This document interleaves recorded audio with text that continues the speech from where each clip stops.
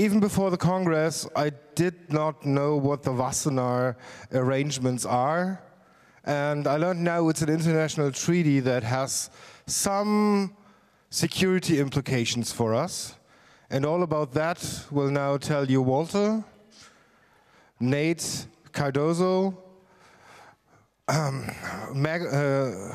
Meredith Patterson, and Richard Tynan. Have a warm welcome. Thank you. Just to introduce us briefly, Nate, who's on my far right, is with the Electronic Frontier Foundation. That probably doesn't need any further introduction. Meredith is mostly responsible for the language security. Well, I call it a cult, but that's apparently not nice to call it. Richard is the chief technologist with Privacy International, which probably does not need much further introduction as well.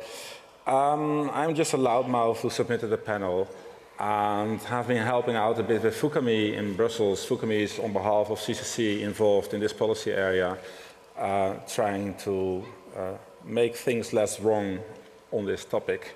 And basically what we will briefly do is discuss, well, what the hell is Wassenaar to begin with, how much of a problem is it for the IT security community, and how we came here and go through with this.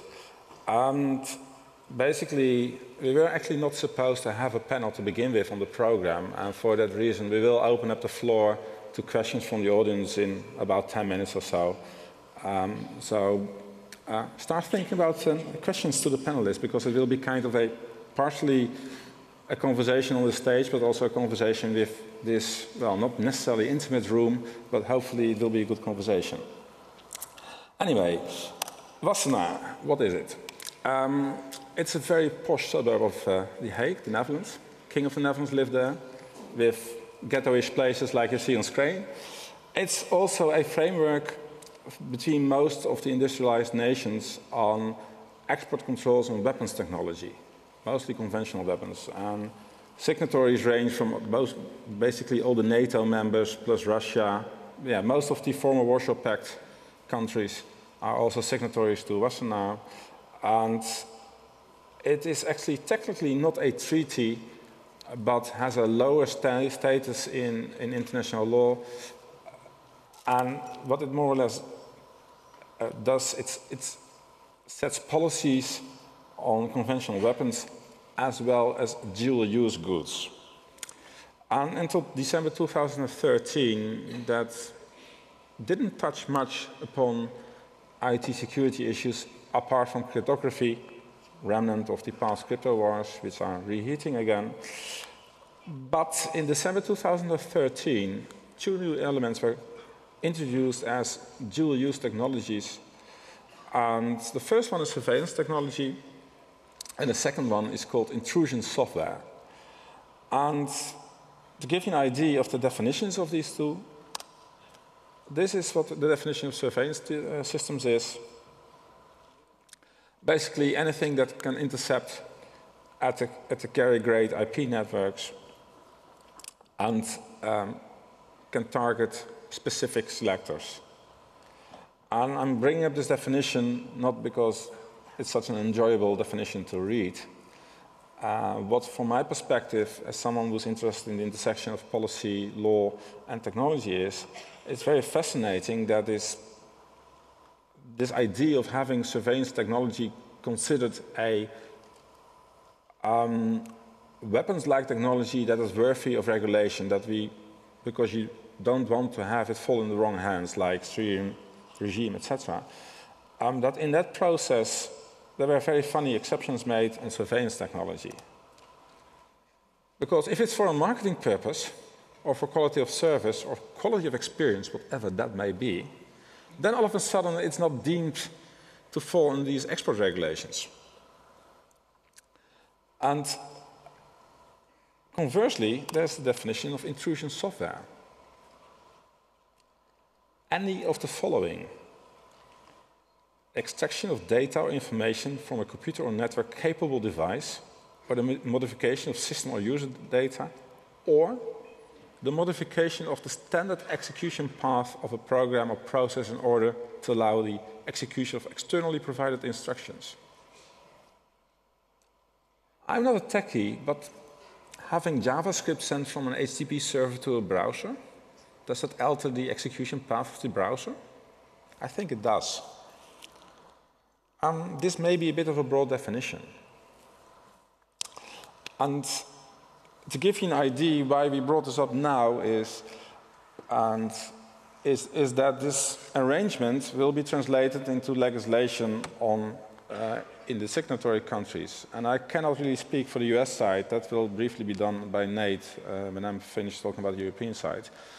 In the European Union, you have a regulation that basically copies the list of covered technologies by the Wassenaar arrangement and says, if you want to export any of this stuff, you must apply for an export permit in your member state. And the member states have then some additional rules on that. The country where I'm from, the Netherlands, happens to have a royal decree saying, thou shalt not export any of the stuff on the list in the regulation, basically meaning what's on the Wassenaar arrangement, and otherwise you will be punishable by law.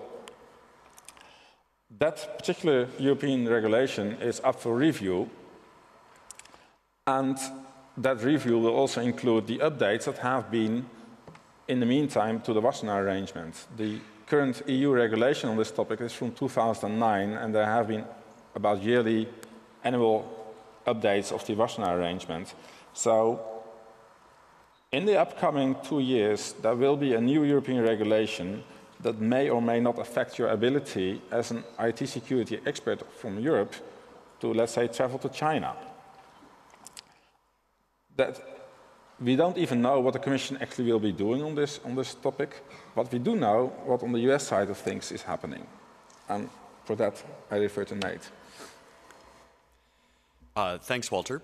So on the US side, the Bureau of Industry and Security, which is a division of the Department of Commerce, is in charge of implementation of the Wassenaar arrangement.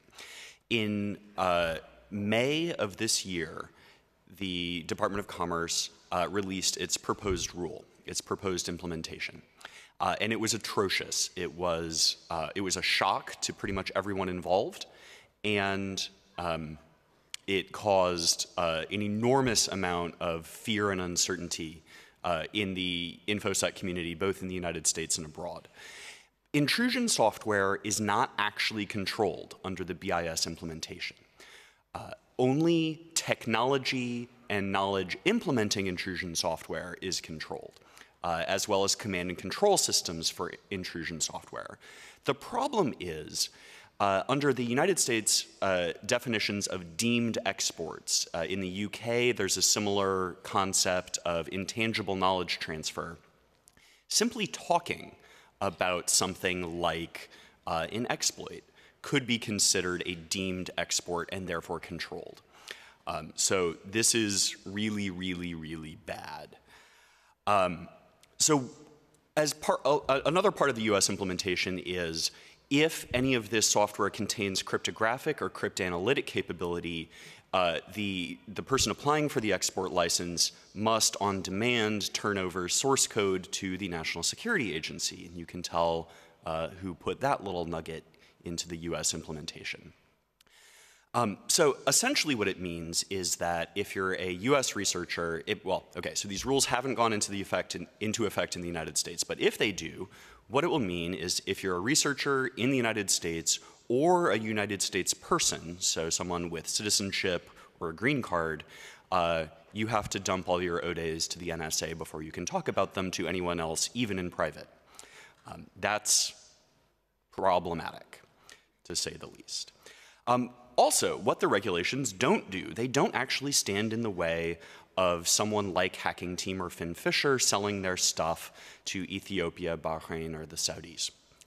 All you need to do is get a license, and as we could tell from the Hacking Team dump, getting a global export license under Wassenaar is relatively easy. So what do the regulations do? They make bug bounties conferences and small teams working on defensive or offensive research next to impossible.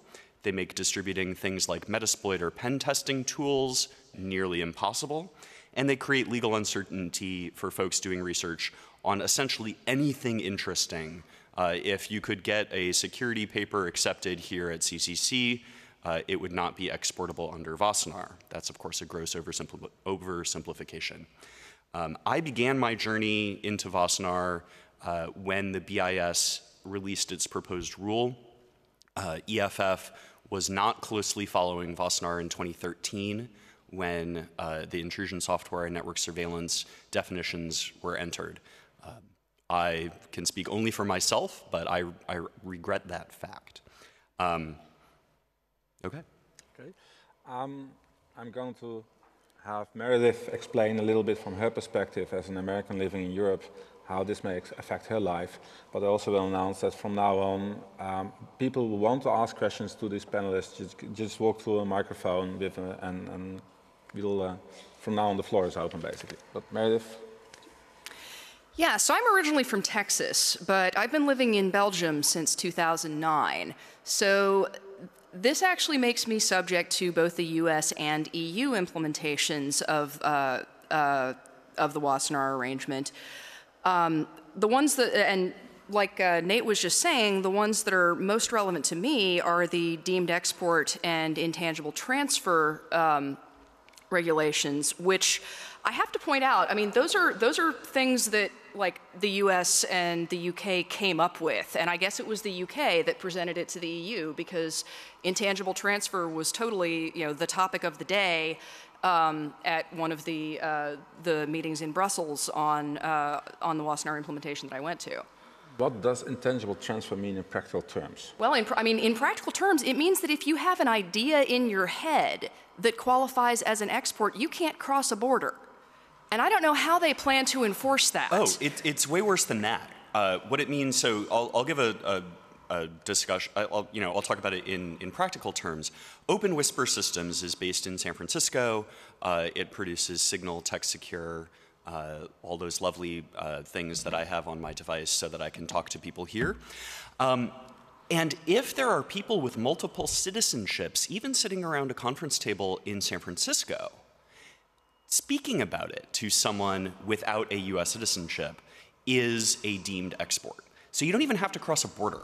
All you have to do is open your mouth to get into trouble with Wassenaar. Yeah, and so I'm in the situation where, because of the citizenship I have and the place I live, there are two different sets of regulations that can basically constrain me from traveling or from even talking to anybody because I understand the general principle of how to construct exploits from differences in how input handlers parse things. That's obviously not the intended result of this, but it's only one of a lot of side effects that the people who wrote this language were clearly not thinking of when they wrote it.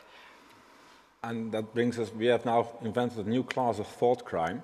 And on that happy note, I would like to ask Richard how we got here. I'll just follow on with the... Press your button. Press your button. Process. The intangible technology transfer, giving lectures and various things like that are problematic, even if you don't necessarily know who's in the room. If they are a foreign citizen, they can take it elsewhere. And there's also another problem that if you were to go to a company and potentially disclose some of this information in your own jurisdiction, but that company had many offices around the world, which most companies that we use products in our everyday lives are based around the world, they may actually send on that information internally, which may also include crossing a border to various other different teams so that the other teams could potentially fix the problem. In terms of the starting point for this, I guess it probably started back in 2010, 2011, where the goal was to limit the spread of tools like FinFisher or tools with the capabilities of FinFisher to regimes like Ethiopia and Morocco and various other different places where we see that technology being used in a very nasty manner for journalists and human rights defenders. And very often these countries, what we've seen is they wouldn't even have the technical capabilities to develop this stuff by themselves. And ironically, in one of the hacking team dumps, the guys were very, very concerned at a particular country's technical skills and their ability to use their tools, not that they wouldn't get what they wanted, but simply that just by screwing up the use of these tools would actually reveal their use and potentially provide a sample or some material that techies could then use to counteract them. So that was, I guess, the starting point. And as I understand it, back at that time, Wassenaar was considered a very attractive target. You essentially lobby one organization who can pitch text into the agreement, and if it's all agreed, by default you get up to 41 different states who would follow suit. But of course, as we've seen, the implementation, the text, the various things like that have not been ideal, in fact far from ideal, and many of the not only the technical definitions are not necessarily correct, but the lack of inclusion of factors such as the intention of the individuals when they're exporting this stuff. There's no distinction between an export for example, generating new snort rules to detect malware that's on people's machines, or antivirus signatures, or potentially the disclosure of malware that represents an entire class of new type of attack, which would allow much more general safeguards to be put in place, like DEP, ASLR, those kind of things. So the starting point, I think, was well-intentioned, and the implementation, as we saw, has left a lot to be desired. And I think the question now is whether Wassenaar itself can capture the nuances of the problem to achieve the goal, but also to not screw things up royally for the entire internet security and the very infrastructure that we rely on a daily basis.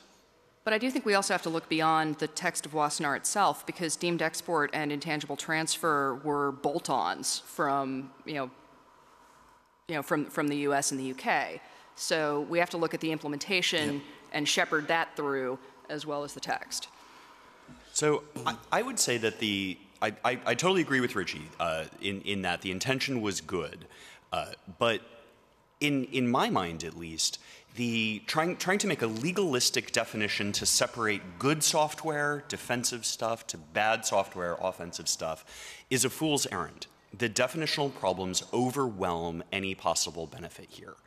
The chilling effect of a bad definition, which is exactly what we have, is worse than any of the possible benefits, especially because, as one of the founders of EFF said in 1995 or 1996, the net interprets censorship as damage and routes around it, right? This software isn't magic. Finn Fisher and Hacking Team are barely more functional than VNC. I'm exaggerating, but you get the point. It's the service and support that actually matter, right? You can give Ethiopia Finn Fisher, and the IT folk there won't know what to do with it without the service and support. And it's the service and support contracts that actually matter. So take that for what software isn't weaponry, right? Software isn't guns. You can't control it in the same way that you can control the export of physical devices. So in my opinion, trying to fix the definitions in Wassenaar is, I admire people who think they can do it, but I don't delude myself to think that I can do it. So I think we need to ditch intrusion software from Wassenaar altogether. Okay, we have a first question from the room. So one important note for the Wassenaar is, and you haven't mentioned it yet, open source is exempt from Wassenaar. Well, so open source is sometimes kind of exempt. For the purpose of this discussion, it's exempt. There really is not a bright line. I tried very hard to get... public domain. Okay, public domain is exempt. That ain't the same as open source. Yeah. Well, There's a slight problem to interject here. right.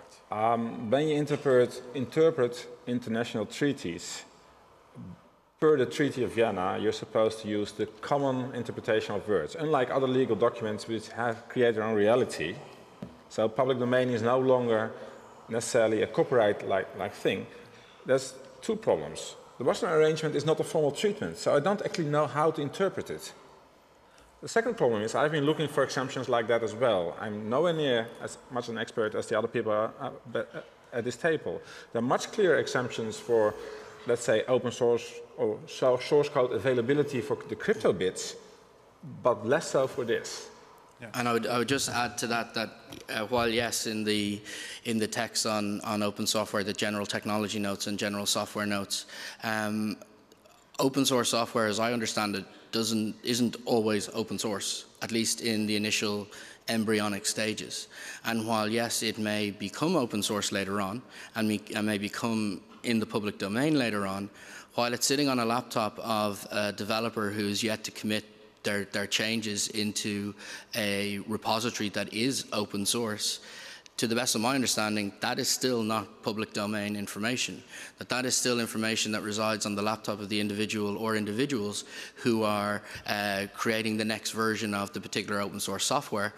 And this regime may limit the ability of those individuals to communicate in the formation of the better improvements to the open source software.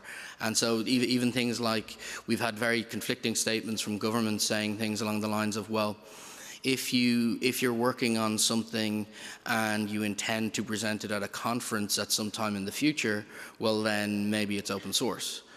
But how are we supposed to prove that? How are we supposed to demonstrate that when we're working on bits of code and bits of technology, not all of them are going to work. Some of them aren't ever going to see the light of day. And it's at that process before things become open source or before things become in the public domain that can actually limit the ability for people to conduct their work.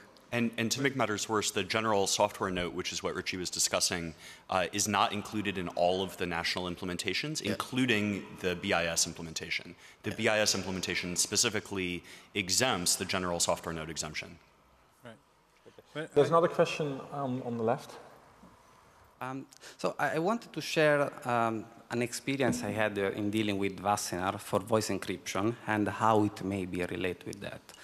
For export of a strong encryption product, there are a precise specification whether it fits in the category of mass encryption tools or whether it's subject to export control. And it dictates very precise rule, like if the end user is able to change the encryption algorithm, if the end user can acquire directly and can install without any substantial support from the manufacturer.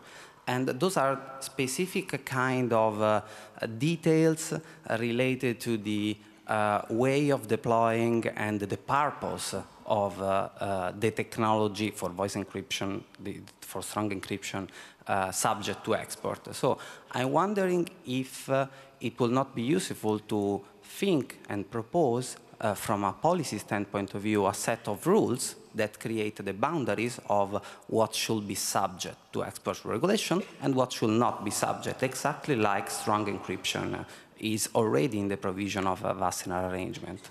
But I would say that it's very, very difficult to look at a specific piece of software, just the ones and zeros, and make a determination on that basis. And so without the ability for an agreement such as this or a regime to achieve the stated objective that I said at the start, if it can't capture things like what you just said about what the intent of the individual who's going to receive it or what they could do with it, and that was expressly, well, it wasn't included in the intrusion software definition or any of the exemptions in Wassenaar as it was and the transposing legislation into the EU. I mean, it's also not always obvious on its face what a piece of software actually does. If you've ever looked at the underhanded C contest, there are a lot of examples of software that appears to do one thing but actually does something else. I mean, I don't think we've seen this as an export controls dodge yet, but it's certainly possible. And just to pile on the crypto front, it has long been EFF's position that crypto should not be export regulated at all. In the United States, there's very little regulation on publicly available crypto, so open source crypto, all you have to do is notify the NSA that you're putting it online. You don't actually have to ask for permission.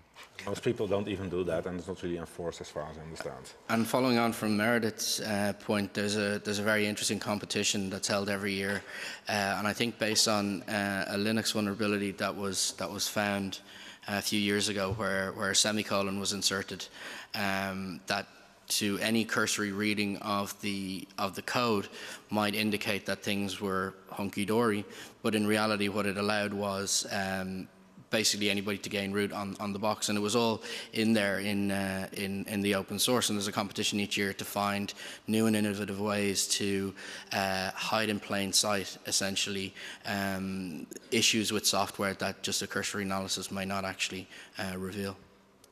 We have several people wanting to ask questions over there. Okay. So first off, thank you so much for this panel. It's been very informative. I have two questions that are really tightly related. The first one is coming from a basic knowledge of policy standpoint. It seems that if you have an agreement that was presented, then there was probably a chain of events like meetings and so on that led to the formation of that agreement. And I'm curious, is it possible to go through the meeting notes and infer who introduced these terms and what the context of the discussions were? The second question that I have, how have these kinds of agreements actually been enforced in the past? Because if this was introduced in 2009, I assume that there were things before then, because cryptography is not a new thing. I think the first question is best to be asked to Richie, and the second one I'd like to refer to Nate. I also want to note that when asking questions, we are very thankful for your gratitude, but let's stick to the questions. So I guess the first time, and look, obviously I may not be aware of the entire picture, but the first time Privacy International became aware of the text was almost days before it was actually completed. So to the best of our knowledge, there wasn't a consultation process, and it's almost a problem with the actual, I guess, the drafting process that people were involved not only too late, but that the potential consequences were huge, and they should have been involved at a very, very early stage, so we didn't have to get to this point that we're in now, where the implications are very real. I think most of you will be aware of HP pulling out of a bug bounty contest during the year, simply because of maybe it was Microsoft, I can't remember which company it was, because there was question marks over whether they could actually have people showing up and presenting bugs and 0 days and things like that, and what legal regime did they need to get an export control license for every country and things like that. So there is tangible evidence that this stuff is stopping things, but as far as I'm aware, there was no consultation outside of governments who were drafting this. And so, Aesthetics, your second question, how are these sorts of agreements enforced? The answer, I can only answer, I'm a US lawyer, I can only answer in United States terms. They're enforced by the Department of Commerce, and they're enforced sort of very rarely and very selectively. So that would be a big problem in the EU, because selective enforcement is like, you're not allowed to do that in Belgium. Yeah, well, Belgium being Belgium. But that selective enforcement gives rise to a chilling effect. The mere possibility that it could be enforced is often sufficient to trigger the negative consequences that everybody, I think, here and in the audience have, which is that you want people to engage actively in improving things and improving the software that we use. And that necessitates, in the modern age, the ability for people to collaborate across borders. And so I'm not necessarily sure whether the fact that it could be enforced, people could go to jail, which obviously is a disgrace, but the chilling effect of people actually engaging in this research in the first place. You don't want to be on the receiving end of enforcement. I've been specifically told there are questions from the internet. Yes, thank you. I have a bunch of questions regarding open source again. In detail, what is the expected impact on projects like Metasploit, that's partly open source, and Kali Linux? So Metasploit, the lawyers over at HackerOne, not at HackerOne, at Rapid7, have determined that the open source Metasploit projects and modules, there will be no impact on them. The Metasploit Pro, however, is subject to the license. So Metasploit open source, just fine, keep exporting, keep using, keep posting. Metasploit Pro is going to become a lot more expensive. Just another question from your backlog of internet questions. Okay. Yes, there's one question. What is the detail problem? Is it that exploits would be more open, or is there also a financial aspect in this? Individuals would be criminally liable for having exploits, basically. Having exploits and crossing borders. Or talking about exploits to foreign nationals. Hi, I'm an academic from the United Kingdom, and I was wondering if you could comment on the possibilities of this affecting research, particularly. I'm thinking of my own research would be classified under the very broad definition of surveillance. And the follow-up question is, what about teaching? How am I expected to teach an international group of students in my university without an export license? I'm afraid you need an export license if you've got international students in there, because when you impart, it would be deemed an intangible technology transfer, in the sense that the transfer actually occurs in the heads of your students. When you've delivered that lecture and they go on to their countries, that would be an intangible technology transfer. And it's really not clear. Like they are not drawing clear lines about what kind of research. I mean, because politicians have been telling us to our faces, oh, researchers don't have anything to worry about, but they don't tell us why. And so when I ask, okay, well, why? For what reason do I not need to worry about intangible knowledge transfer? You know, I just sort of get patted on the head, and they move on to the next question. Nobody really seems willing to clarify how this is going to, how this is actually going to be brought down on research, with the exception of Australia. Australia apparently seems perfectly happy to just like shut off all crypto teaching in the entire country. But you know, that's Australia. And we've already seen, and I'm now forgetting the gentleman's name, but we've already seen one doctoral dissertation heavily redacted by his committee in the UK because of Wassenaar, and that's fucked up. And incidents like that are going to produce continued chilling effects. Fewer people will get into research, because who wants to end up in the situation like that poor guy in the US who did a geography PhD on maps of critical infrastructure. Department of Homeland Security suppressed his thesis. If you don't get to graduate, that kind of wastes all that time you spent on a PhD. And so, like, fewer people will be coming into the field, and people who are already in the field are going to, are going to have a lot of fear and worry about, am I about to get busted for trying to publish a paper? I'm also not sure what security research actually is, and when security research stops and ends. Are pen testers security researchers? Are people who go out and just tinker with software and, say, reverse engineer bits of code simply because that's what they like doing, where they're not affiliated to, say, an official university? Are they covered? And so many of the supposed protections or exemptions for things like academic material, it just doesn't make any sense to me about what the definition of a security researcher is, and whether it includes pen testers and their collaboration across borders to ensure that all their tools are as up to date as possible. And I'm in exactly that boat. I'm not affiliated with a university, and I do not do security for my day job. I'm a bog standard programmer at Nuance. All of the security stuff I do in my copious free time. So I wouldn't even be protected by protections that only apply to academics. Well, luckily in the US you don't have to worry about that, because there is no security research exemption. But Meredith is in Brussels, not in the US. So maybe a very short follow-up question here. Is there any chance to get out of here claiming that it's freedom of speech? So these kind for the academic area, so... I can give you an answer from the European perspective. Yeah. And Nate may probably respond from a US perspective.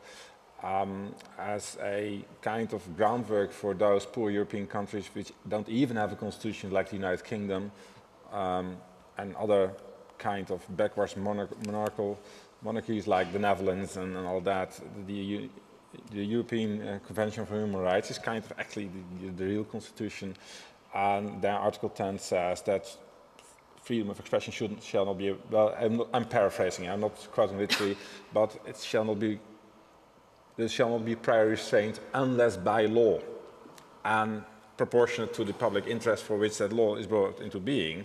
So there's no evident cutoff there why you could or could not have that. We already do have the Cybercrime Convention, which has equally chilling, well not equally, but also chilling effects on security research. It has never been challenged in that court as far as I'm aware. So, but it's a very good question, basically, can we fix this? And after Nate covers the First Amendment issues, I'd like to move on to that bit.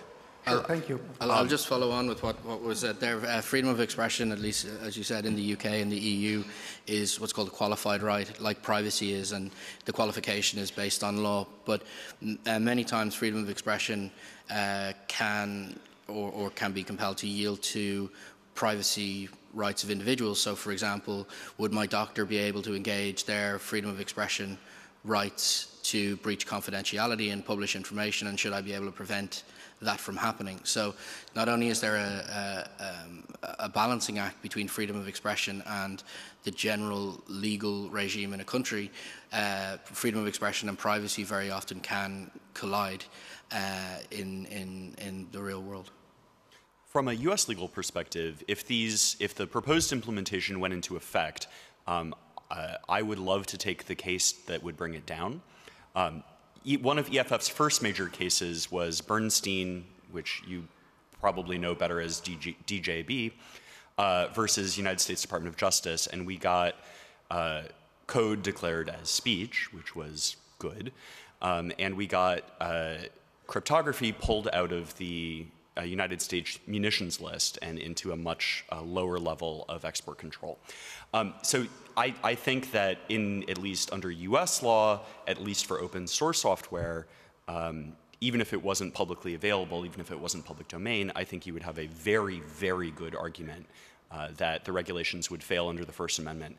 And then there's another thing under the United States Constitution, which is if a criminal law, and all of these export controls are criminal, is not readily understandable by a person of average education and intelligence, then it fails. The doctrine is called void for vagueness.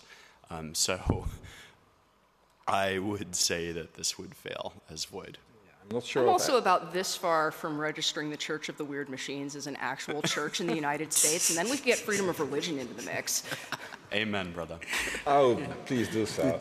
I must emphasize that I'm not aware of any European jurisdiction that has such a lovely concept. As void for vagueness? Yes, definitely. No, I don't think any of the European countries have such an exception. Basically, if you don't understand the law, it's still your problem. I blame France. Well, yeah, let's not blame the French for everything. I think there's some jurisdictions which have the phrase that ignorance of the law is no excuse. Yeah. And I think that unfortunately might be operative in many of those situations. But since you're speaking, how fixable is this? Well, so if we look at some of the objectives that were set out at the start in terms of the very well-intentioned, very well kind of, there was a very bad problem there to be fixed.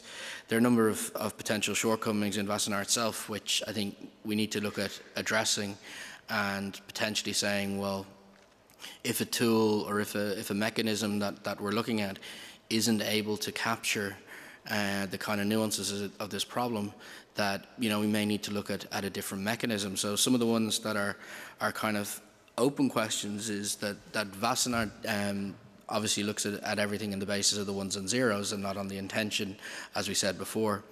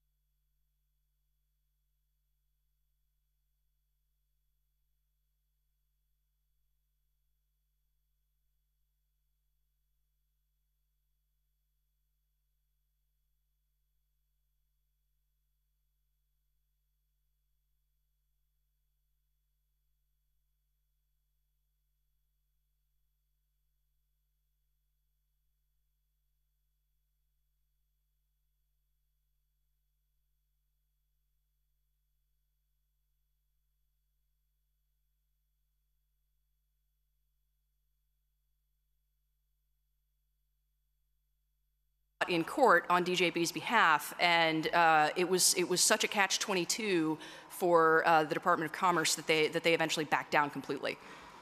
And to add to that, going to court. Going to court is something you do after legislation is passed that is clearly unconstitutional or otherwise contravening your fundamental rights.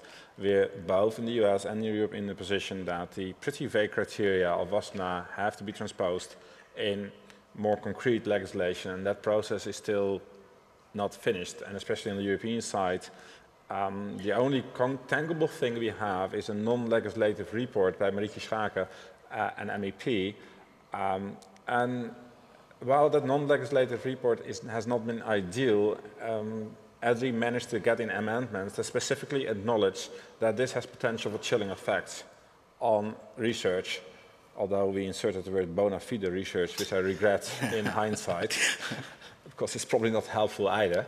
But at least there is potential to have a European implementation of this bit in Wassenaar, which may be revised within Wassenaar in the near future, but also in the European implementation to make this less bad. But I'm not sure whether it's how that will survive that process. On that, I mean, the most frustrating thing about all of this to me is that we keep finding ourselves at daggers with people who are supposed to be our allies. Like, we're supposed to be on the same side as the anti-surveillance people, but what's happened is well-meaning anti-surveillance people who don't understand the technical landscape propose what sounds like a good idea to them without ever actually asking technical people. Then the NSA and GCHQ get involved, and they push their agenda, and the technical language ends up constraining the people who the anti-surveillance people are supposed to be allies with. I mean, and then we have to, then it ends up being our problem to massage people's egos and get them to, and find them a way to save face when they're backing down. And I'm sorry, I'm not very good at that personally. Katie Masuris did a fantastic job of it a couple of months ago.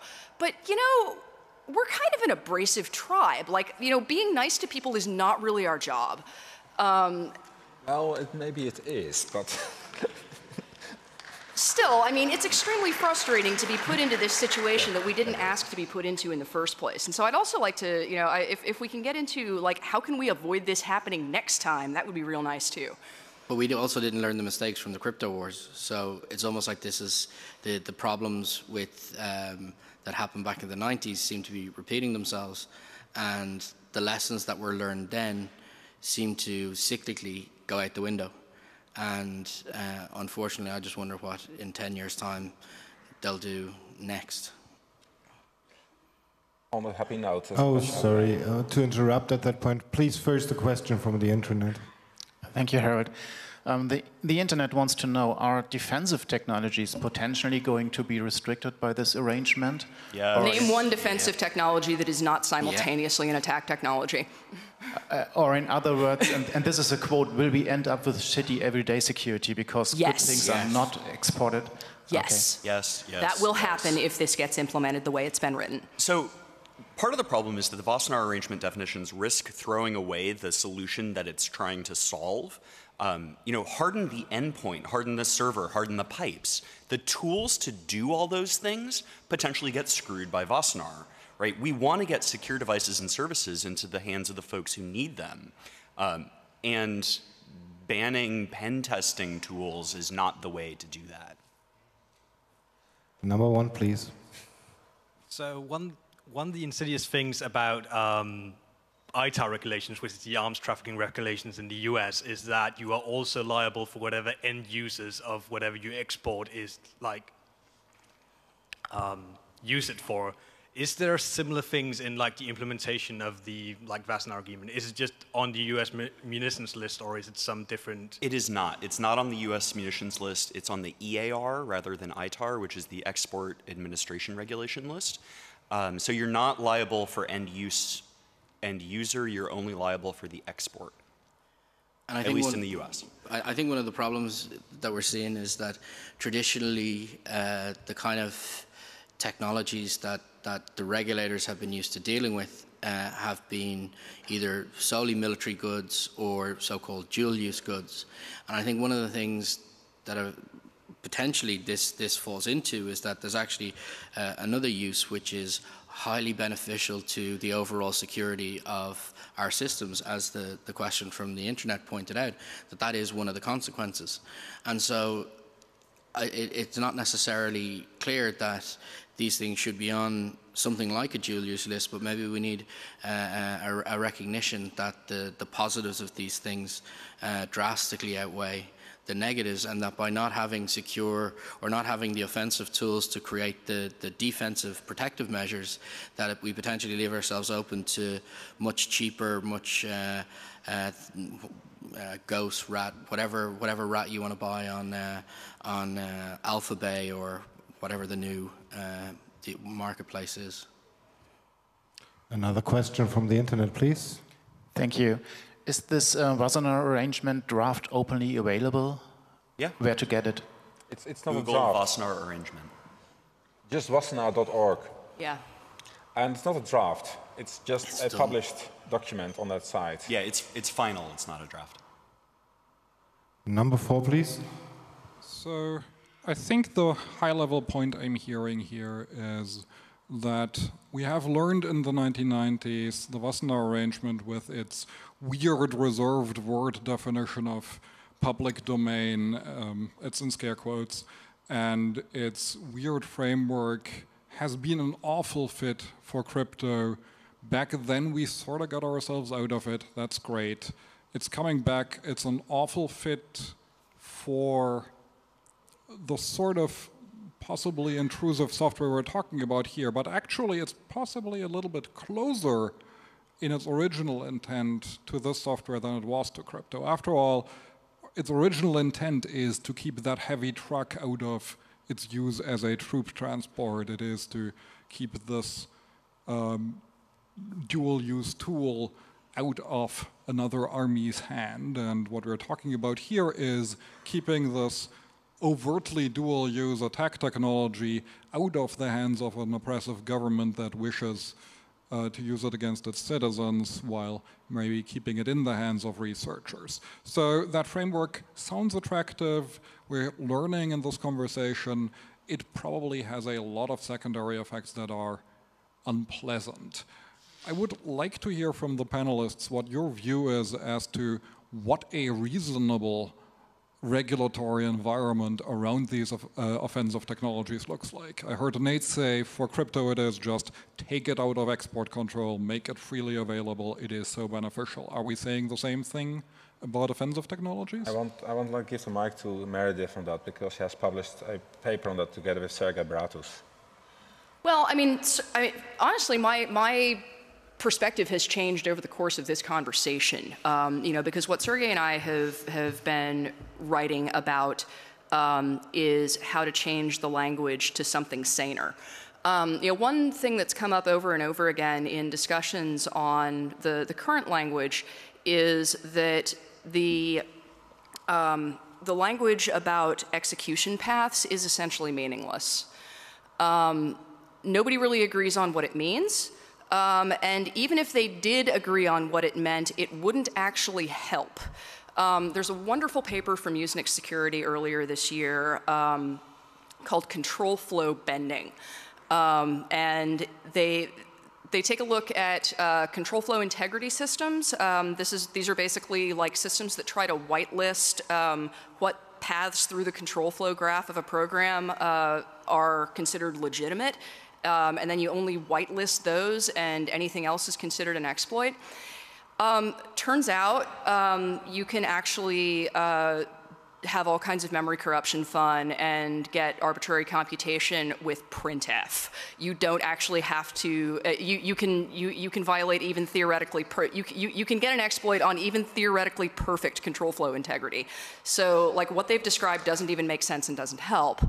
But I mean, I think what you said earlier about the provision of services is the far more important point. Like, the government of random third world nation is not going to get a lot of use out of, here's Finn Fisher, have fun. They need that support contract. Regulate that. or impose a strong liability regime. I'm lead counsel at EFF in our case where we're suing the government of Ethiopia for using FinFisher on a democracy activist in the United States. We were lucky enough to get a client who we were able to catch Ethiopia using FinFisher red-handed within the United States, which gives us jurisdiction to sue them. But PI is pursuing a case against Gamma in the UK for the same thing. EFF was involved in cases against Cisco for helping build the Great Firewall and against IBM for building South Africa's apartheid identification card system. That kind of liability on the back end for doing the stuff that we care about, that we don't want companies doing, I think would be possibly much more successful. And would have chilling effects on the bad stuff without touching the security research. And I mean, that's the really big ask, because good luck getting any government to be willing to be sued for anything. But well, I think the one of the points in relation to the question is that to someone with a hammer, everything is a nail, and Wassenaar is the tool that was there. But as has been highlighted just there are potentially other alternatives that may or may not be better, and maybe the exploring whether the language can be fixed within Wassenaar to take account of the various different situations, or whether there's other mechanisms in place, I think needs to be explored. Yeah, and as a lawyer, as someone with a law degree, everything looks like a lawsuit, so I'm like, sue them. Question number 4. I just have noticed something in a new South African cybercrime legislation. I'm not sure if it's influenced by Wassenaar or if it's just the current environment. But yeah, basically in South Africa now, according to the cybercrime bill, malware would include any electronic, mechanical instrument or device that could create a vulnerability, modify or impair or interfere with the ordinary functioning of a device, computer, or network. So that occurred to me that if I modded my phone, for example, there would be malware on my phone. A whole lot of things. And secondly, it also got me thinking, how does one actually distinguish between possessing malware and then on the other side, the people who are owned being infected? Could that not be a catch-22 that might be useful in certain judicial contexts? I mean, an exploit is still an exploit that's still taken across a border if it's in the hands of a researcher, an attacker, or possibly even an infected computer. We do have the problem already with the Cybercrime Convention, and in practice it's basically not really happened. So we have no idea. Because with the Cybercrime Convention, which is an entirely different framework than Wassenaar, which again most industrialized nations have signed, it has become in most implementations a crime to possess a piece of malware. Even if you're just a victim, you're technically a criminal. I'm not aware of any public prosecutor stupid enough to pursue such a case. I would love to hear that, by the way. South Africa is a signatory to Wassenaar, though. I just looked it up. And under U.S. law, there's always an intent requirement for virtually every crime except possession of child porn.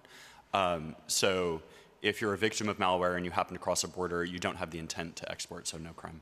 And I think some of the other tools that might fall into that would be things like fuzzers, IDA Pro, you'd be able to manipulate various different bits and bobs through a decompiled piece of software. But Nate at the start, I think, mentioned that the actual piece of malware itself, strictly speaking, or at least that's probably not fair, the intent of Wassenaar was not to control anything which could go on the individual's device, precisely for that reason, that an innocent victim crossing the border and be found.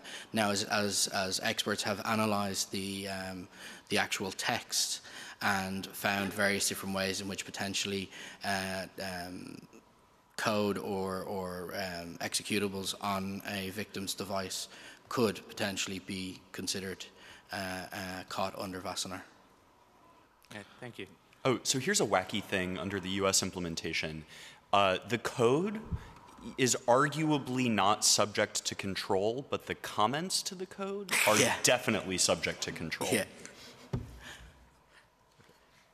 I think we're kind of running out of questions from the room.